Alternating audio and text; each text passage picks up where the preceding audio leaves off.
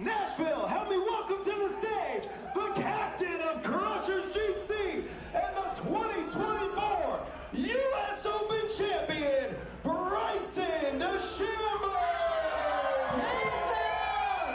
Gosh, I'm trying to hold it in right now. The support's been overwhelming. Tickets for Nashville this week are nearly sold out. We are calling this the Bryson effect.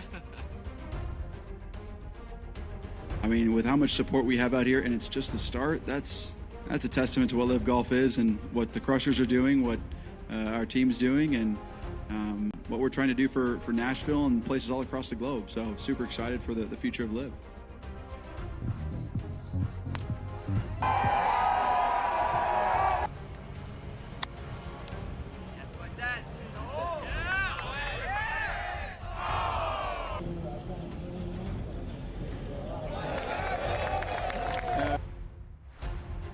It was nice to at least walk down the last few holes, or at least the last hole, knowing that it was pretty much done. It's never safe, but very proud of everybody, and of course Tiro. I mean, what a week to get his first win in a few years and win by 6 in an absolutely dominant performance the way he did. It was absolutely incredible, so I couldn't be happier for him.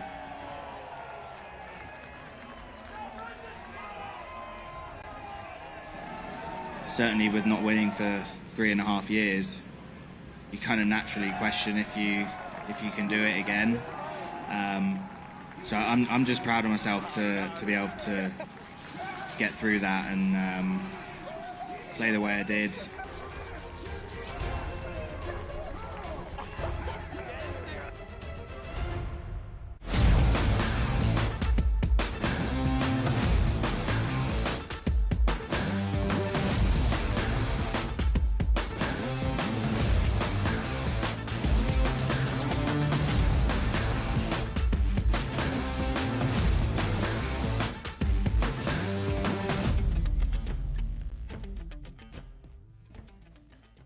Welcome to hour number 3, live right here on this Tuesday on the early line on SportsGrid. It's our third and final, and there is a ton of baseball breakdowns coming your way with a full slate on this Tuesday around the bigs. Only 3 games yesterday in Major League Baseball, as we tried to explain because of America's birthday. That's July 4th on Thursday. Oftentimes, it's a lighter slate on Thursday before the weekend as well. MLB say, no. America's pastime, America's birthday. It's perfect harmony. We're going to play a full slate on Thursday. Thus, smaller on Monday, but now everybody in action as the midweek sets begin on this Tuesday. Donnie's MLB breakdowns with some best bets. Get ready to learn WOBA, buddy, because it's coming your way. Daily basis with Craig Mish up next. And some more NBA Conference Championship odds talk here, because what else could you expect with free agency 2 days old? That's it, man. More NBA, more money, more problems here. Let's get after it, because a lot more guys will sign. Those odds will change, and apparently we will talk about that right up until. By the way, let me get this straight. The first Thursday in September, the second Thursday in September, we're going to kick off NFL football. Will we have a preseason look at the NBA with odds? I'm saying yeah, yes, have to. Point, right? Absolutely. Exactly 1 month and a half out from the start of the NBA season. You can book that in there on that season debut day of September 5th around the National Football League. But we wanted to hear from the people. Who's the second best team in the Eastern Conference? With the maneuvers the Knicks have made in the past 6 days, and of course with Philadelphia signing Paul George, who is right behind the Celtics, if any team is? That was our question in Fade the Public.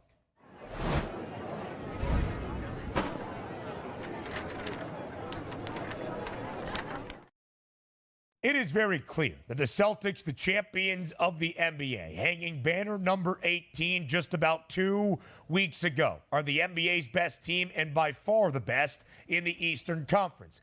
It has been said by us. It seems to be the prevailing sentiment as well. Everybody trying to play for second best. Who could match up with the Celtics in the Eastern Conference Finals or throughout the Eastern Conference postseason next April into May into early June to provide a test of the seas they didn't really see this time around. Is it the Sixers, the Knicks, the Bucks, or another organization around the NBA? And as the public is telling us, Donnie, it's really that race between the Knicks and the 76ers. 37% of the vote going to New York, about 32.5% of it going to Philly. I can only assume which way you voted.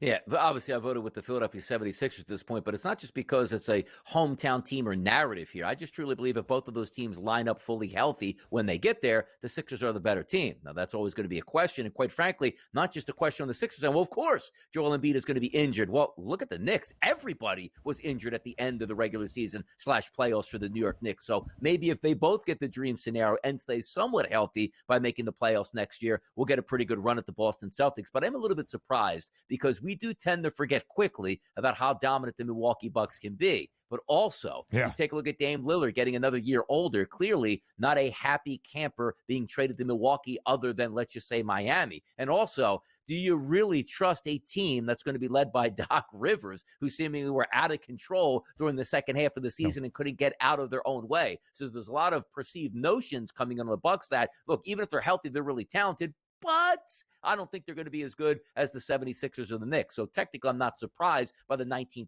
but we do forget quickly, as I said. But it should be. The 76ers and the Knicks, 33%, 37%, both really close at this point. They're probably going to be the second best team when it's said and done. It's just a matter of, I know it's a cop-out here, who's going to be healthy entering into the playoffs is probably going to be the better team. But if I do say that and we turn off injuries next year, the Sixers are a better team than the Knicks. Completely agree. I voted for Philadelphia as well, and I have no hometown biases in that selection. Mikal Bridges is great.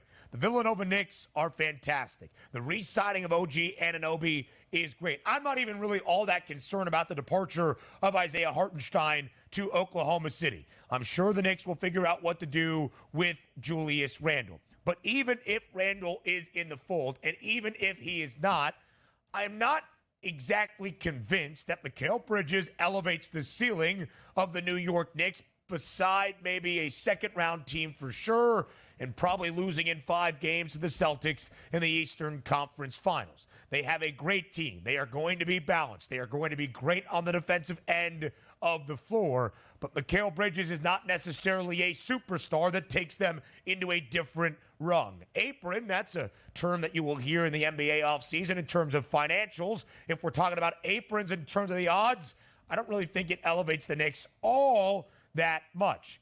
Adding Paul George does that for Philadelphia. Injury is a huge component when you discuss Embiid or PG and what we saw in Los Angeles, not so much with Tyrese Maxey. But again, injuries off, like it's a video game, Philadelphia provides that best test to Boston.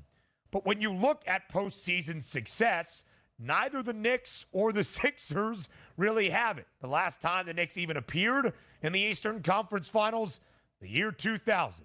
The last time the Sixers were there, the year 2001. And Doc Rivers is the head coach of the Milwaukee Bucks. He hasn't done anything since his time in Boston, now nearly 15 years ago. I'm not sure that whoever the second best team is in the Eastern Conference really, truly holds a candle to a fully stocked and healthy Celtics team. A lot can change over the course of the next year, but the Celtics still far and away in front in the Eastern Conference in my estimation. Yeah, here's the tough part about it, too, because, you know, if they are your own players, you basically can sign them for whatever you want to sign them to and keep them under their bird rights and or just pay that luxury tax. If there was a hard cap in the NBA and you said at the end of the season, well, we just don't have enough money to sign, you know, Brown at this point, and he's going to move on at this point, or maybe Tatum, we can't sign him at this point, or, you know, add Derek White, he's going to be left, because that's the type of situation that typically deals with in the NFL. It's like, you better get it this time around, because this team is going to look a lot different last year due to salary cap restraints, and the Boston Celtics are going to bring their entire team back and probably make some tweaks to even make the team better. And also, it's not as if you're like, boy, you had to get one for Tatum. He's 39. Who knows when he would be, you know, coming around again. Like, no, they're all in their prime at the same time on that same team. They should have an unbelievable performance. And yes, It is based on a long season, and teams will get injured at that point. But you can't go into the season betting that the Celtics are all going to get injured. Therefore, they're not going to be the best team in the Eastern Conference or the NBA. That's the tough thing to deal with. Even though, yes, they played more games than most teams in the NBA, they will party this summer, but they're professionals. They'll get in shape, and come next season, that team is going to be hell on wheels once again, and it'll be up to the teams in the East to sort of have that extra hunger to try to chase them down. Yeah. They're already plus 145 are the C's to win the Eastern Conference. They are 3-1 to win the NBA championship. Now $4.50 in front of OKC, who has the second best price to win next year's Larry O'Brien Trophy. I'm going to ask you this question, DRS, about Boston. Are the Celtics bettable at these numbers already here in the summer? I would say yes, because from what we were looking for as we went down the stretch in the Eastern Conference playoffs and the NBA Finals, doesn't that plus 300 price look like an absolute bargain right now? Yep. So it's crazy to say a plus 300 at the start of an NBA season before you even see what happens is a good number to bet. But based on what I just saw, yeah, seems like a good bet for the Celtics. It was plus 380 before last year began. They were a co-favorite alongside the Milwaukee Bucks. And you said how quickly we forget about Milwaukee. When Adrian Griffin was fired, they were 30-13. Not a bad start for a rookie head coach. Doc Rivers had a losing record after taking over the helm in Milwaukee, 17-19 in the regular season, and of course bounced in 6 games by Indiana in the opening round. Giannis wasn't there. Damian Lillard wasn't there for most of that opening round playoff set against the Pacers. They haven't made any moves just yet to kind of reinforce and add an additional piece. I don't know, man. It just seems to be like at a plus 650 price, you're not even considering the Bucks at this moment. The Daily Base, Craig Mish, up next.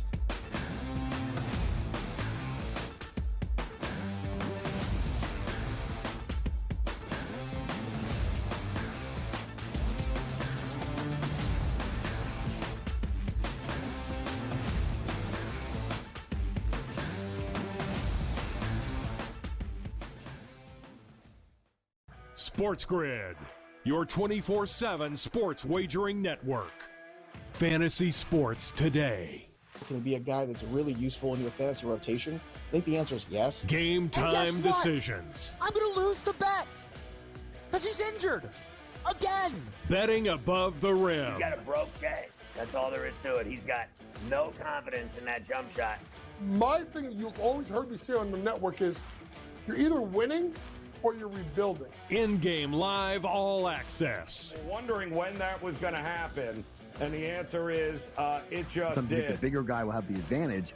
Well, if the little guy can move, Joe, it's hard to hit the little guy sometimes when you're a big boy, right? In-game live, prime time. 40-1, I'm going to take a little flyer on Justin Rose. In-game live, overtime. As you sit here and listen, watch right now, you may want to consider placing that bet. It's smarter to be on SportsGrid. I think the one comparison that I'd like to make that reminds me of Tiger is Scotty's ability to make shots on a Sunday look like shots on a Thursday. And Tiger was so good at doing that too.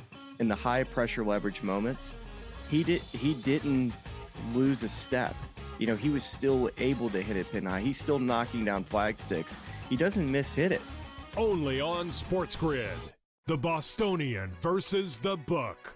I mean, here's the question. I know hockey players are pretty superstitious. Do they start to ask themselves the question of being like, we signed Corey Perry? We did what? No. We signed Corey Perry? Good news, boys. We're going to the Cup Finals. Bad news, boys. We're losing. At some point, you got to win one for Corey. Right? I guess Get so. on the team and like, wow, this guy, we gotta win one here. The Bostonian versus the book.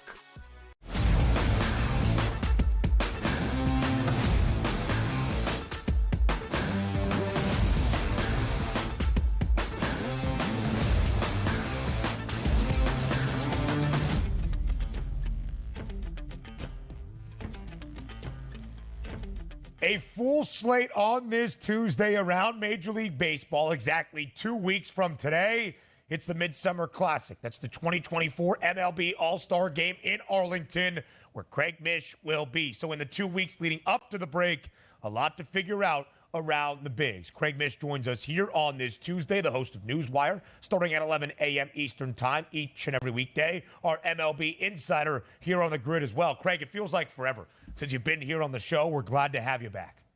Yeah, well, I mean, look, that second day of the NBA draft was scintillating stuff, So I understand, I get it. I mean, the 52nd pick in the NBA draft second round that's not named Bronny. I mean, that could be a major player next year. Who was that player? I don't even know. DRS, I mean, listen, hands out. It doesn't seem like he's taking a shot at us, 52? But maybe some management decisions to bring Donnie right side an hour and a half into studio. Hey, I'm just saying. I'm just saying. We listen. We could have been talking here about the United Football League championship all day long. Instead, we chose to go. We could have, second round NBA. So, listen. Bronny James, the story of the NBA draft, first or second round, many are saying. Craig Mish, you know what the story is right now in Major League Baseball? We'll discuss with you here as it's a new day, so it's time for the Daily Bases.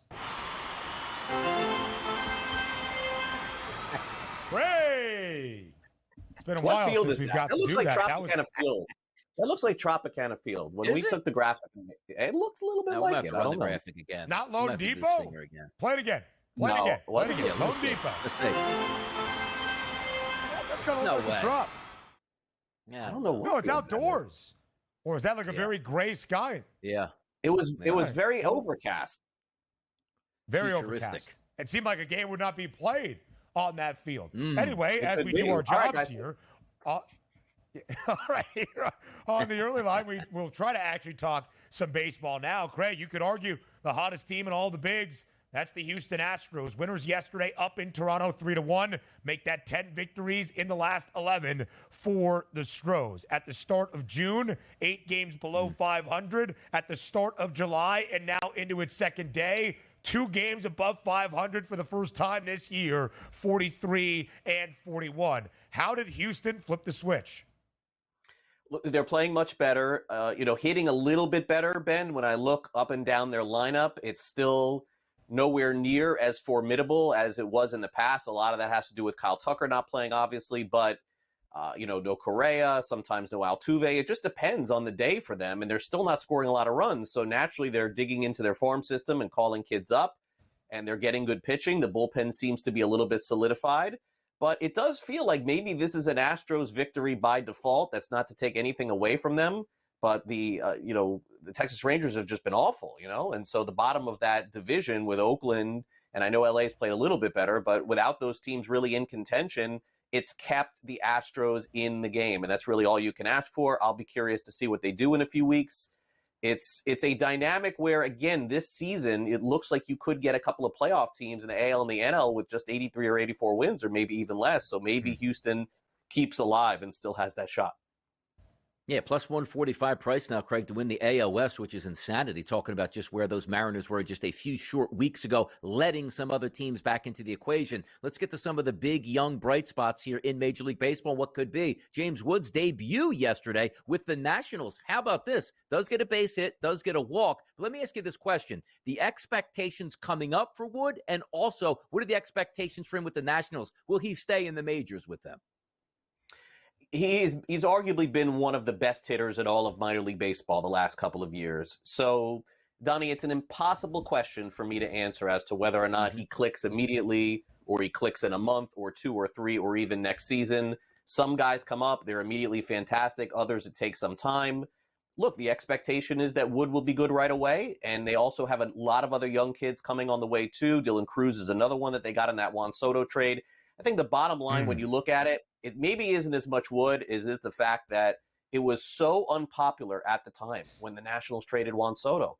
I mean, we could go back. We could have, if we were doing a show and I was coming on during that time, the media was just absolutely crushing Washington for making that move. Meanwhile, good by the Yankees to get Juan Soto. It's going to push them maybe to the postseason this year.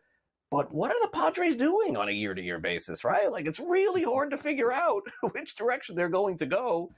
They got Michael King back in return for Soto, but San Diego, in a way, has set up the Washington Nationals for the future, and their future may be as soon as next year. They're right back where they need to be. Dylan Cruz, a national champ at LSU. James Wood, an AB in his first MLB career at bat, or he got a base knock in that first AB. Came off the bat exit velo of 107 miles per hour, something of the sort. You mentioned Juan Soto on the Yanks, but it's really Aaron Judge leading everybody in Major League Baseball in the major offensive stat categories. Tied for the second best batting average at 316, most home runs 31, most RBIs in MLB as well with 82. Craigie hit 62 home runs 2 seasons ago. Or was it last season? No, 2 seasons ago. Is he on pace to do something historic once again? Yeah, health is going to be the key with him, and I think he's got a chance. I know we were doing this yesterday on Newswire. He's plus money to hit over 60, and also there's even a bigger number to hit 64, 65. So, yeah, he certainly has a chance. But, Ben, when it comes to futures like this, you're always going to bet against it, and you're going to bet against health. It doesn't matter who the player is. No indictment on Judge. He's probably has to play 155 games or 152 games to get there. So I would bet against that just because it's the nature of sports. Players get hurt. Not rooting for that, but I would say no, he does not get there this year. Plus 230 for Aaron Judge to hit 60 or more home runs this year on the FanDuel Sportsbook. Quickly here, Craig, we look at a series in the American League. The M's on a slide. The Orioles trying to keep pace atop the American League East. They start this showdown today in the Northwest. What can we expect from this set?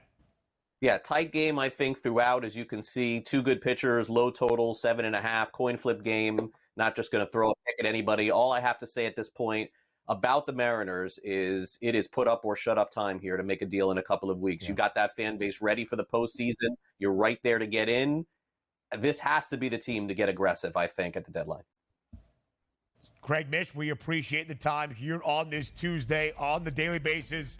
We'll see you tomorrow for a Wednesday before the holiday weekend around the Biz. Plenty more coming in baseball, but next, the WNBA.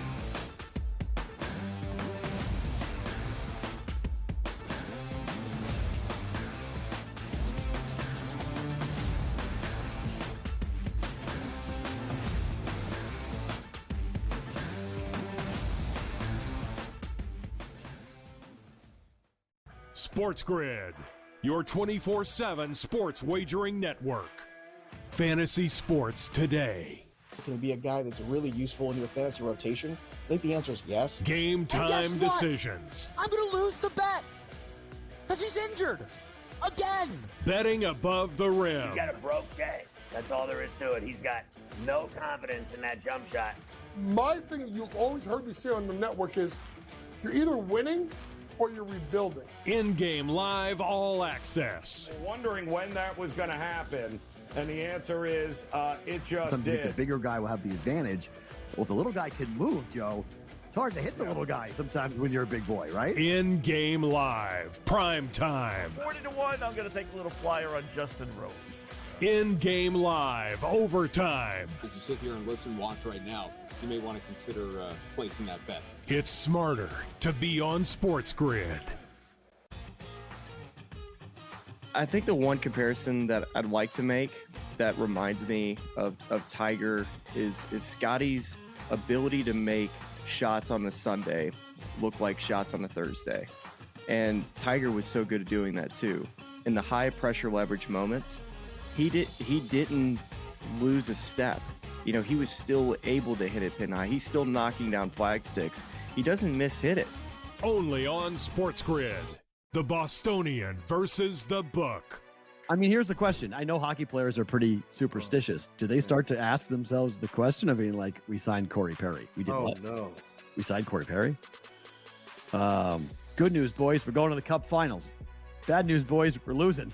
At some point, you got to win one for Corey. Right? I guess Get so. on the team and like, wow, this guy, we gotta win one here. The Bostonian versus the book.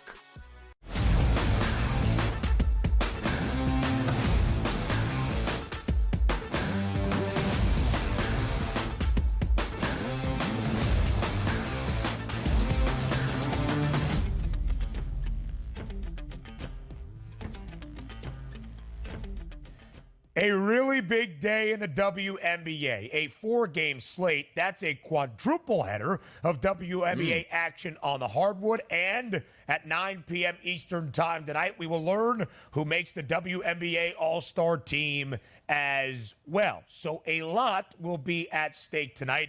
And I'm sure the discourse should be so fun surrounding one Caitlin Clark, as her Indiana team has won 6 of its last 9 games. If the season were to end today, it has not, but nearing its midway point, Indiana would be one of the top 8 of the 12 teams in the W making the playoffs. Tonight, the Fever on the road against the 2-time reigning WNBA champs, the Las Vegas Aces, who struggled to start the year 6-6, had dropped 4 of 5, a 3-game skid for the first time since 2019. But with the point guard, Chelsea Gray, back, it has been very sunny times in Las Vegas, looking like the 2-time defending WNBA champs. And a 13-point spread in favor of Vegas tonight. The over-under stands at 178.5.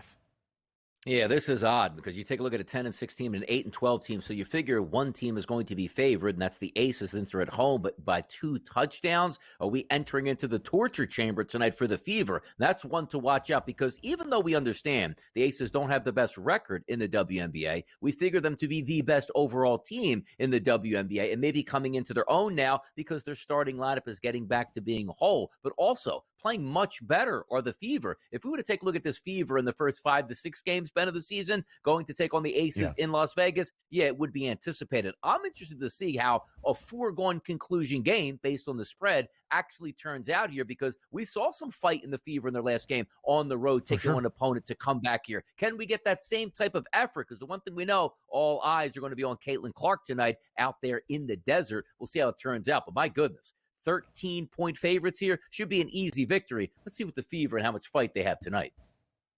And it's not like Las Vegas has been beating up simply on bad teams in Chelsea Gray's return. They've got victories over the Sun and the Storm near Las Vegas at the top of the table. Chelsea Gray, 22 points in her most recent game in only 26 minutes of action. But as of this moment, Caitlin Clark, the WNBA's leader in terms of assists, not just in rookies, but in all of the W. 7.5 is the number. The over has the plus money at plus 120. 7 or more dimes for Clark in her last 4 games. Double digits in 2 of the 4. 9+ in 3 of the last 6 for Caitlin Clark.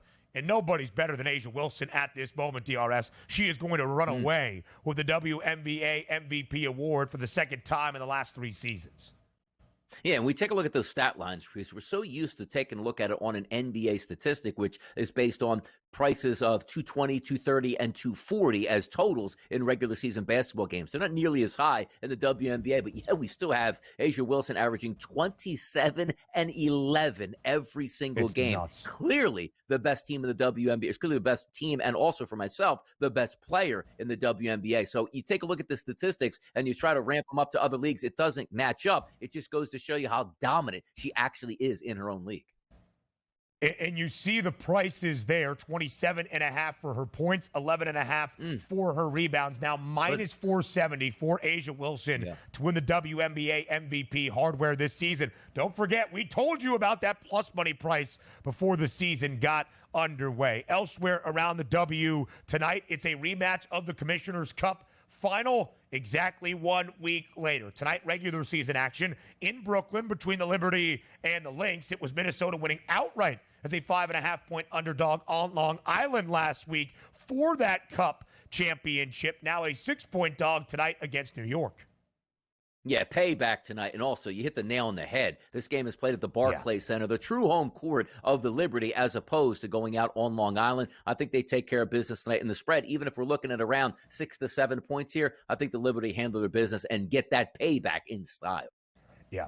I would look at the Liberty team total. I would keep an eye on just the game over-under, 168.5. Other WNBA games to round out the quadruple header. The Atlanta Dream, a 2-point home favorite against the Chicago Sky. Can it be 11 consecutive double-doubles in a row for Angel Reese? That line has actually worked a ton. Now it's an even pick of -110 on both sides. And the Sparks at home tonight against the Mystics, two of the teams near the bottom of the board in the WNBA standings at this moment. LA, a slight 1.5 favorite at home tonight against the Sticks. And don't forget, WNBA All-Star Team announced tonight at 9 p.m. Eastern Time. Just enjoy the basketball. Let's not go crazy, please, on the social media interwebs. MLB breakdown up next.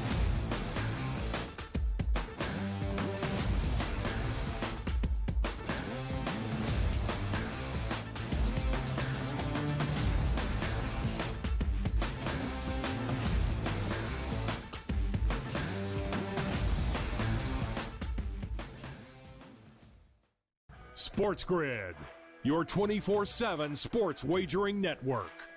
Fantasy sports today. Can it be a guy that's really useful in your fantasy rotation? I think the answer is yes. Game time decisions. I'm going to lose the bet because he's injured again. Betting above the rim. He's got a broke J. That's all there is to it. He's got no confidence in that jump shot. My thing you've always heard me say on the network is you're either winning or you're rebuilding. In-game live all access. Wondering when that was going to happen, and the answer is it just Sometimes did. the bigger guy will have the advantage. Well, if the little guy can move, Joe, it's hard to hit the little guy sometimes when you're a big boy, right? In-game live, prime time. 40-1, I'm going to take a little flyer on Justin Rose. In-game live, overtime. As you sit here and listen, watch right now, you may want to consider placing that bet. It's smarter to be on SportsGrid. I think the one comparison that I'd like to make that reminds me of Tiger is Scotty's ability to make shots on a Sunday look like shots on a Thursday. And Tiger was so good at doing that too. In the high pressure leverage moments, he didn't lose a step.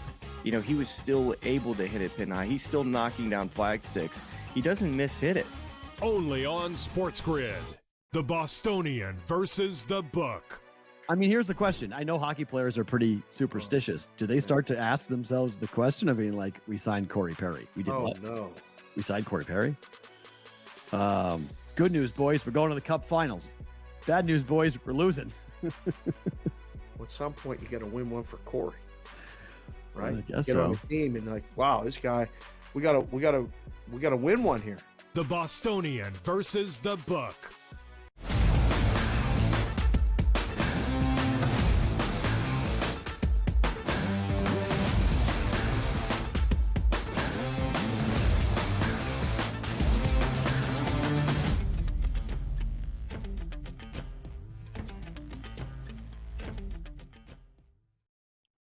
A ton of Major League Baseball breakdowns coming your way in this final half hour of this Tuesday on the early line. After only 3 games around the diamond yesterday, we've got 15. That's a full card for Donnie Rightside to get you set for. We start with a divisional duel and a playoff rematch from a season ago where Arizona got the better of L.A. It's the D-backs in downtown L.A. tonight at the Ravine to take on the Dodgers.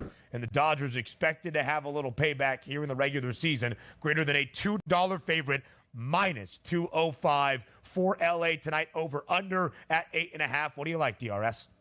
Yeah, typical temperatures in Los Angeles, 73 degrees, light wind blowing out to center field at Chavez Ravine. But also, you take a look at that lineup for the Dodgers tonight, going up against Ryan Nelson, who's a right-handed batter. It matches up very well. Now, let's take a look at Ryan Nelson on the mound. Over the past 60 days, we take a look at his pitching performance. 52 1/3 innings pitched. How about this? A 6.02 ERA and a 4.72 xFIP number. So rightfully, he should be able to get hit around. And if you are looking at an RBI chance or a chance to hit a home run, like on Dinger Tuesday, take a look at Shohei Ohtani. 78 at-bats he's had against right-handed pitching over the past 30 days. A 477 ISO power number and a 491 weighted on base percentage. I believe last week I was like, I'm not taking like a plus 182 price to hit a home run. I'll go for the 2 RBI. Ohtani leads the game off with a home run and then gets his second RBI later in that game, so it worked out in my favor. But also Freddie Freeman, another left-handed batter, 254 ISO and a 422 weighted on base percentage. Those are the guys that I would focus on. And also, maybe don't leave out Jason Hayward down that lineup, who will probably bat 6. 73 at-bats as a left-handed batter against right-handed pitching over the past month, a 233 ISO and a 360 weighted on base percentage. But as I bring up the offense here for the Dodgers, we might get some pretty good offense tonight for the Arizona Diamondbacks, because Bobby Miller, through his 87 batters he's faced on the season, he's got a combined 227 ISO and a weighted on base percentage of 387. The first 6 batters we anticipate in the lineup today for the Arizona Diamondbacks, take a look at these weighted on base percentages. Again, 320 or higher is where you want to be. 344, 401, 336, 343, 336, 349. So not bad conditions there as well. Maybe a total makes the most sense. I think both of these teams will hit tonight out there in Los Angeles. 8.5. The over has the juice as of this moment. A very long time, nearly 12 hours until this game gets started out in Los Angeles. To the friendly confines at Wrigley Field, we go next with baseball's best team, the Philadelphia Phillies. The most wins in all the bigs, 55. The best record, 55-29. So tell me, DRS, why are the Phils a road underdog in Chicago? Yeah, because you're getting a pitcher on the mound that you don't know what you're going to anticipate. But if you are just going by minor league starts, Mercado has been very good in the minor leagues. But again, that's AAA. That's not major leagues. That's not showing up at Wrigley Field in 80-degree temperatures in July with the wind blowing out double digits to left field. Guys are going to respond differently to that type of equation. But also, Wisniewski isn't a great pitcher. However, if we just take a look at the home starts, because typically you always like those home-away splits with guys who pitch the majority of the time, let's just say at Wrigley Field or, Fenway Park or even out in Colorado. Wisniewski's got 26 2/3 innings pitched at home this year, Ben. A 3.38 ERA, very manageable. An xFIP, which isn't disastrous, at 4.07, and a Phillies lineup that is certainly limping here. If you are looking for RBI opportunities, and there will be some tonight because of the conditions that we have at Wrigley, Bohm, Marsh, and Castellanos in the middle of that lineup, and even David Dahl, through his last 45 at-bats as a left-handed hitter going up against right-handed pitching, a 262 ISO and a 354 weighted on base percentage. Now, I just told you here about Wisniewski's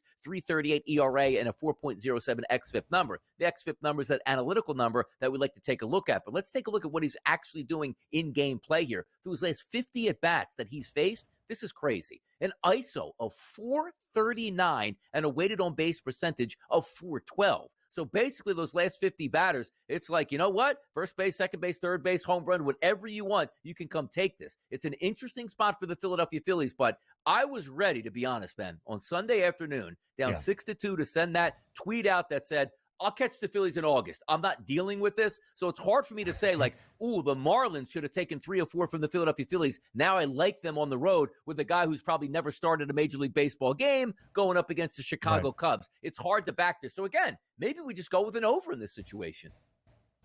9.5 is that total. The Phils a little bit shorthanded as the DRS laid out for you there. But the Cubbies also struggling in the month of June.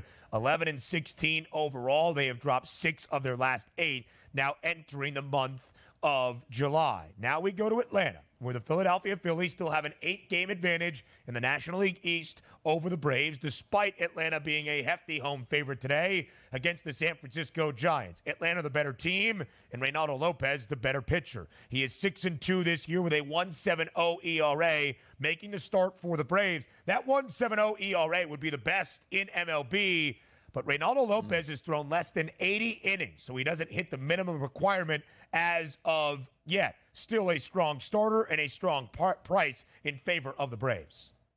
Yeah, let's call it minus 190 as a favorite. I don't think the Atlanta Braves should ever be that high as a favorite. And even the Philadelphia Phillies now with how many injuries they have. Heck, we even saw, I believe, the Philadelphia Phillies on the same day with the Atlanta Braves as minus 300 favorites or higher, both lose games on that same day. Not necessarily because their pitching breaks down. They just don't have enough hitting. It's one thing to have a dominant pitcher on the mound and a running lineup that's going to score 5 to 6 runs on a night-to-night basis. Those are the guys that you take a look at. Say, okay, I'll spend that high numbers at a minus 2-1 price because I feel that I'm getting more bang for my buck at the plate and also on the mound. Let's take a look at Hayden Burnsong here for the San Francisco Giants. Only 22 batters faced here in Major League Baseball. He wasn't a great pitcher, by the way, in the minor league system, but it does leave a lot to be desired where you could say, you know what? I'm just going to bet against him because I don't really know. Sometimes the unknown can catch you, and he hasn't been around Major League Baseball a lot. He gets away, Ben, with what? 4 1/3, 5 innings pitched, 1 earned run, and you'll take that start every single time. But here's the fact that you want to go into it. Ronaldo Lopez has been absolutely spectacular, as you pointed out this season. So who am I to say now this is going to be the downfall game? It's almost like we're waiting, like Luis Gil struggling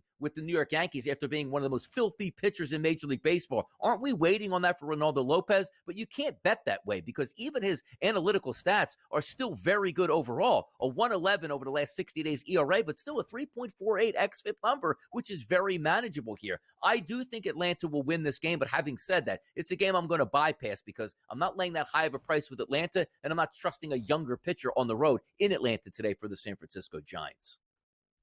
So as we go with a central focus up next, the St. Louis Cardinals on the road in Pittsburgh taking on the Buccos. The Cards, the only other team outside of the Brewers that have a winning record in the National League Central. But the Pirates booked as a favorite today at home, -124. Total is 8.5. What's the play inside PNC Park? Taking a look at two pitchers here that have actually done well for themselves here in 2024. You look here at the Pittsburgh Pirates, Mitch Keller on the mound, a 163 ISO and a 311 weighted on base percentage, which is very good here over the past 108 batters that he's faced. The one thing that we know about that St. Louis Cardinals lineup, boy, sometimes it gets really hot, sometimes it's not at this point. And right now, against right-handed pitching over the past month, they haven't done all that much damage. Alec Burleson might be on your card today for an RBI. Brendan Donovan might be on there, as well as Nolan Gorman, because you want to take a look at that left-handed matchup against that right-handed pitcher. Now let's flip it over to the other side and take a look at Kyle Gibson. One of those guys you don't factor on being a very good pitcher, just a middle-of-the-road type of guy. But if you take a look at his past 30 days, how about his ISO power number through 96 batters, Ben? An 0.95, a weighted on base percentage of 288. If we're taking a look at his total statistics, let me just see his road splits here right now to see if I can bring him up fairly quickly at this point. He's at the top 5 today, which is a 2.68 ERA over 43 2/3 innings on the road this season, and an xFIP of 3.86. We're probably looking at an under between these two. 82 degrees, wind blowing in. I'll go under in this game, that 8.5. I don't know if we see 9. 8.5 is that total. St. Louis was good in June to get back above 500, 43-40. They still trail Milwaukee by 6 games. The Brew Crew got beat in extras last night inside Coors Field against the Rockies. Pittsburgh only 3 games below 500, 40-43. Not often a favorite unless Paul Skeens is on the bump, but the favored side at home today, -124 against St. Louis. Plenty more MLB breakdowns and best bets come your way up next, live right here on the Early Line.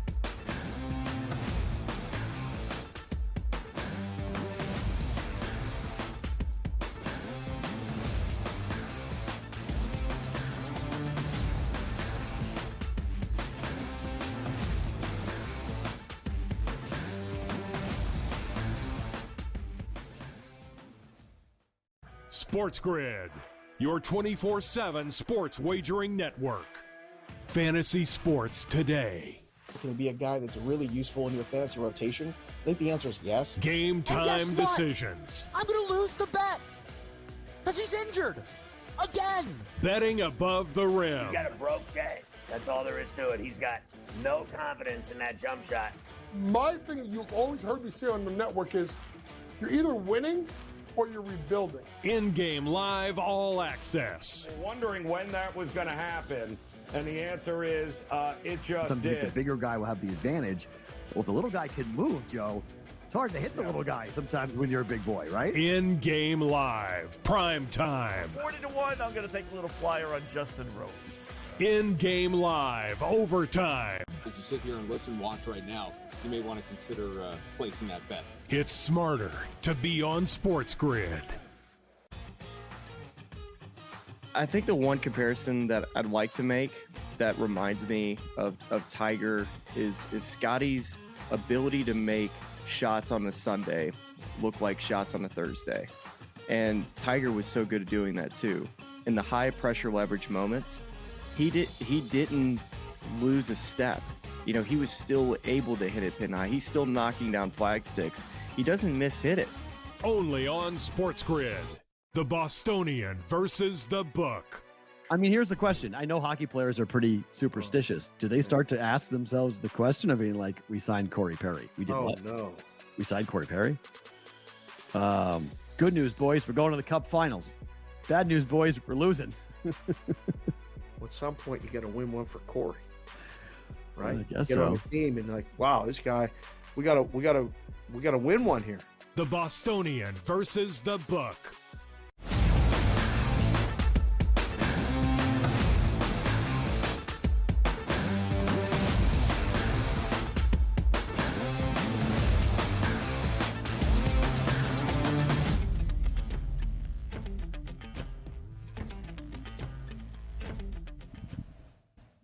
More MLB breakdowns here on the show as we go around Major League Baseball on a full slate Tuesday. The Mariners need to stop the bleeding. Seattle has dropped 8 of its last 11 games, and hot on its heels, the Houston Astros, who have won 10 of their last 11. Now only a 3-game difference. Seattle still in first in the American League West, but only 3 games separate the M's and the Stros. Seattle hosts the Baltimore Orioles tonight in the Northwest. And when Craig Mish was here, it was the same story. Minus 108 now on both sides. It's a pick'em who wins the opener out in Seattle. Yeah, it's really a toss-up. It just goes to the matter of like which lineup you trust more. It's probably going to be the Baltimore Orioles. But having said that, we are playing in one of the true pitching environments in Major League Baseball up at T-Mobile. You take a look at that total at 7.5. Means it takes 8 runs to beat you. Most times across Major League Baseball, you're probably going to get that. 72 degrees in Seattle, 5-mile-an-hour winds blowing in from left field. It's not really going to make too much of a difference here for good and or for bad. But if we take a look at these pitchers, if we line up past 60 days, minimum of 20 innings. I got 25 pitchers rated today. And this isn't split-wise, right, where you say like home and road. Let's just take a look at the pitchers of how they've been doing together. You take a look at George Kirby, 4th on the card, 2.96 ERA, an xFIP of 3.44. You know his number 5? It's Grayson Rodriguez. Right behind him, a 3.72 ERA, but a 3.52 xFIP. Both of these guys in pretty good form. Feels like a playoff type of atmosphere. So for my money here, both of these lineups, let me just take a quick peek here at that Baltimore lineup of what we can anticipate. Now, here's where it comes into what you're going to trust. And this is what I like. Sometimes you say, ooh, maybe that 7.5 could be in a little bit of doubt from Baltimore's range. George Kirby has been fantastic. I told you that. Last 30 days, a 117 batters he's faced, Ben, a 115 ISO and a weighted on base percentage of 236. Let me just take a quick look here at his home splits here for George Kirby. Still fantastic. A 2.34 ERA and a 3.19 xFIP number, which even lowers at home. Rightfully so, it's a pitcher's environment. But how about this? We talk about that ISO power number, which means one swing of the bat, you could do damage. Double in the gap, triple, home run. You get the picture here. Driving the baseball. 170 is that number. I'm going to read you the 9 guys in the lineup tonight that we anticipate and what their ISO power numbers against right-handed pitching are over the past 30 days.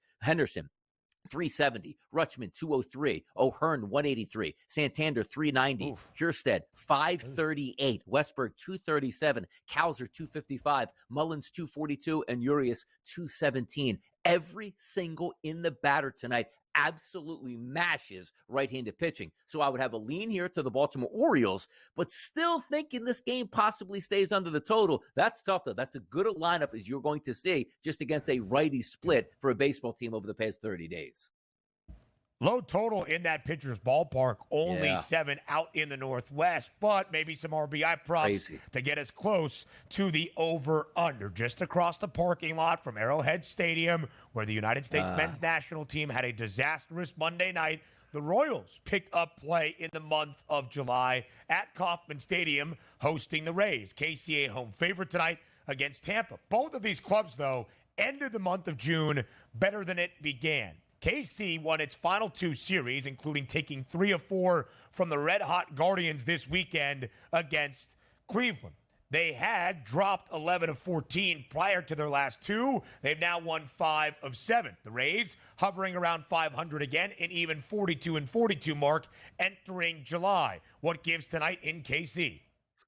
85 degrees, double-digit winds blowing out the dead center field. That is going to help us. Now, hear me out on this, because you do have a Tampa Bay Rays lineup that does project decently against right-handed pitchers. But let's take a look at Brady Singer here and focus on the last 30 days. It's been a little bit elevated for him. 119 batters he's faced, a 193 ISO, which is high, and a weighted on-base percentage of .339, which is high. Left-handed batters doing all the damage against them. He's very good against right-handed batters. So if we take a look at some of the lefties in the lineup, Brandon Lau, Josh Lowe, I always love that Lowe and Lau on the same team here. Both of those guys are elevated with legitimate chances. But hear me out on this. This is where the game is going to be won. We know how much of a pitching environment you get down in Tampa Bay. Granted, this game is in Kansas City. Look at Singer at home this season, Ben. 54 2/3 innings pitched. How about a 2.80 ERA and a 3.05 xFIP number? The reason I wanted to bring up that split is because now we can take a look on the opposite side with Littell on the mound and how he's been handling his situations outside of the friendly pitching confines. He's got a 5.13 ERA through 33 1/3 innings pitched on the road and an xFIP number of 4.29. Now, if we're taking a look at some of the batters in that lineup for Kansas City,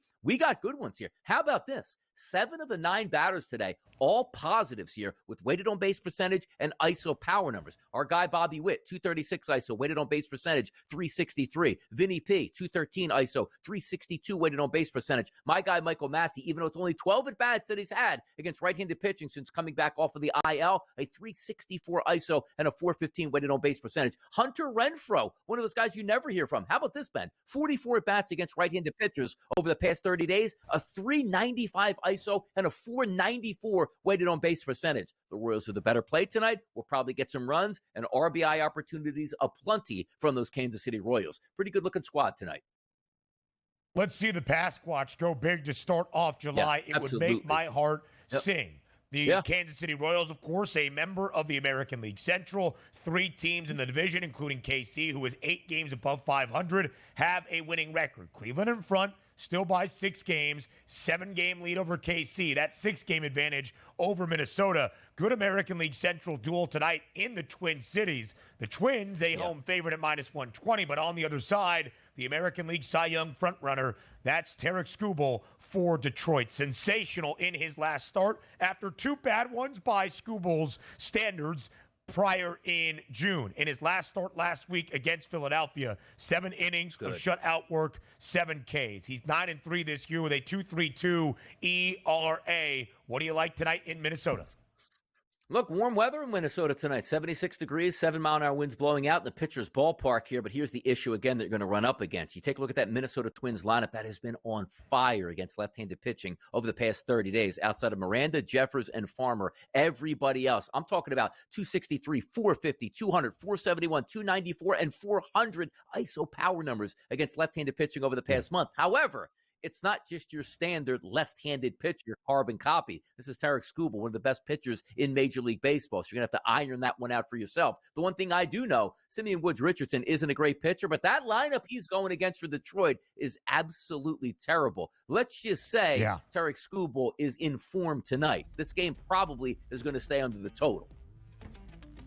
More MLB bets and a best one of them all up next on the early line.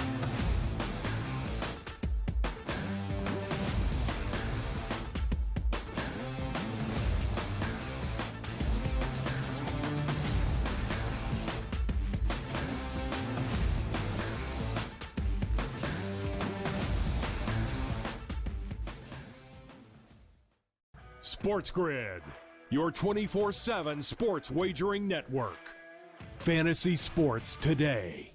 Can it be a guy that's really useful in your fantasy rotation? I think the answer is yes. Game time decisions. I'm going to lose the bet because he's injured again. Betting above the rim. He's got a broke J. That's all there is to it. He's got no confidence in that jump shot. My thing you've always heard me say on the network is you're either winning or you're rebuilding. In-game live all access. Wondering when that was going to happen, and the answer is it just Sometimes did. the bigger guy will have the advantage. Well, if the little guy can move, Joe, it's hard to hit the little guy sometimes when you're a big boy, right? In-game live, prime time. 40-1, I'm going to take a little flyer on Justin Rose. In-game live, overtime. As you sit here and listen, watch right now, you may want to consider placing that bet. It's smarter to be on SportsGrid. I think the one comparison that I'd like to make that reminds me of Tiger is Scotty's ability to make shots on a Sunday look like shots on a Thursday. And Tiger was so good at doing that too. In the high pressure leverage moments, he didn't lose a step. You know, he was still able to hit it pin high. He's still knocking down flag sticks. He doesn't miss hit it. Only on SportsGrid. The Bostonian versus the book. I mean, here's the question. I know hockey players are pretty superstitious. Do they start to ask themselves the question of being like, we signed Corey Perry? We did what? No. We signed Corey Perry? Good news, boys. We're going to the Cup Finals. Bad news, boys. We're losing. At some point, you got to win one for Corey, right? I guess Get so. on the team and like, wow, this guy, we gotta win one here. The Bostonian versus the book.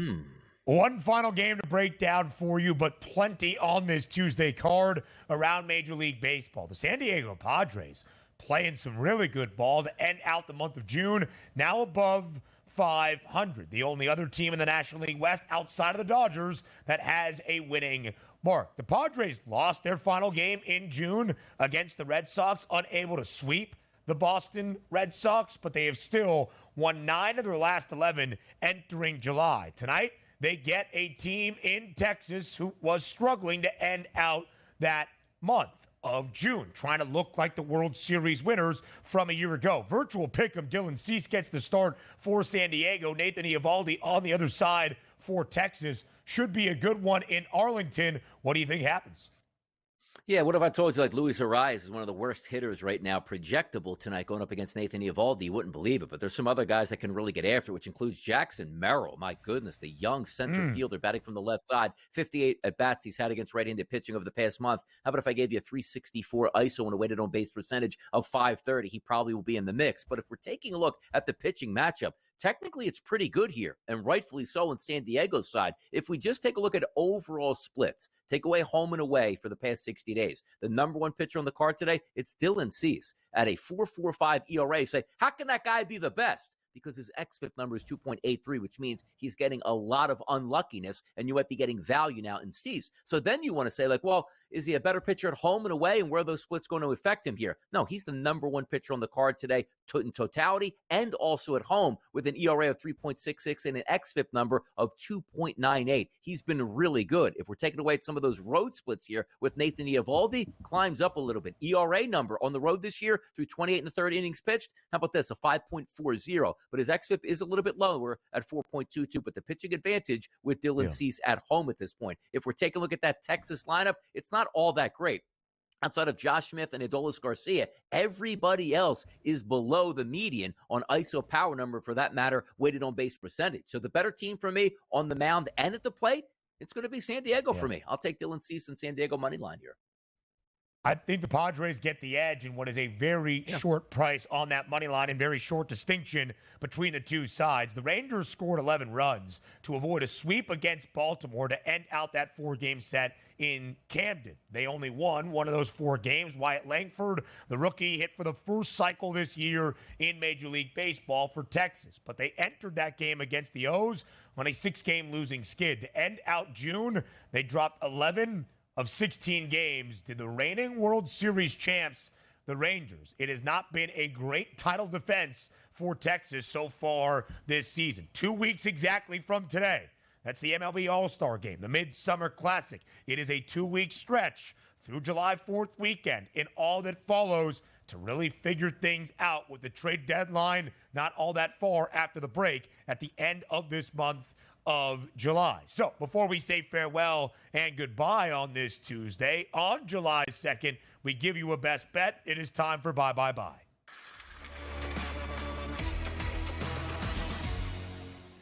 Donnie, plenty to choose from tonight around Major League Baseball. What is your best bet? Yeah, usually it's an RBI shot, or maybe it's just a side or a total tonight. We're going to go with the Kansas City Royals. We're going to keep it aside here at the FanDuel Sportsbook right now, minus 118 price on the money line. I think they're the better team because I do think I have the better pitcher on the mound who's been very good at home. Hittable conditions tonight, yes, I understand that, but I think I have the better lineup with Kansas City, as I explained earlier. Maikel Garcia, Nick Lofton, the only two guys in that lineup tonight over the past 30 days that haven't hit right-handed pitching all that well. The rest of the lineup is a full go here. And take a look at Zach Littell, which is typical. You play in a pitcher's ballpark at home, maybe you don't do so well on the road, particularly in an environment that we're going to have 85 degrees and double-digit winds blowing out in a hitter's ballpark. Give me the Kansas City Royals to win this game tonight. I'll take them on the money line at a pretty good price.